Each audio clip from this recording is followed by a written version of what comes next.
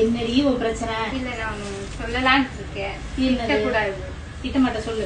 இல்ல தமிழ் புத்தாண்டு வருதா, சரி ஒரு ஆஃபர் கொடுப்போம். உமன்ஸ் டேக்கு நல்ல ஆஃபர் வருது. ஆரம்பிச்சுட்டா? ப்ளீஸ்க்கா ப்ளீஸ்க்கா ப்ளீஸ்க்கா. என்ன ஆஃபர் கொடுக்க போற?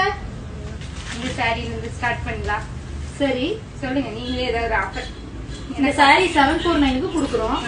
வேற என்ன ஆஃபர் கொடுக்கணும்? நீங்களே நீ ஏதாவது பிளான் பண்ணி வச்சிருப்பியே, சொல்லு.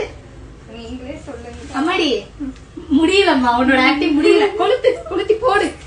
சித்திரை 1க்கு தமிழ் புத்தாண்டுக்கு உங்களுக்காக நாங்க 2 days 3 days 2 days 3 days அடிக்கவே போறேன். அக்கா ப்ளீஸ்க்கா ப்ளீஸ்க்கா ப்ளீஸ்க்கா. எப்பத்துல இருந்து இந்த ஆஃபர் பிளான் பண்ணிருக்க? காலையில. நாளைக்கா? நாளையில இருந்து நாளைக்கு என்ன கிழமைக்கா? புதன்கிழமை.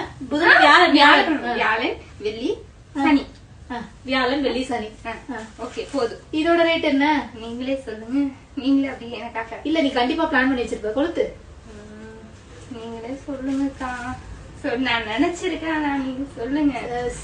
699. அக்கா என்னடி இதுக்கு மேல உன்னை கொண்டுருவேன் நானு. இது 699 ஃபைனல். ஓகேவா? இன்னொரு விஷயம், ஆல்ரெடி இப்ப பிளான் போட்டு கிட்ட காலையிலே உட்காந்து புலம்ப ஆரம்பிச்சிட்டா. எந்த சாரி எடுத்தாலும் 10% ஆஃபர்.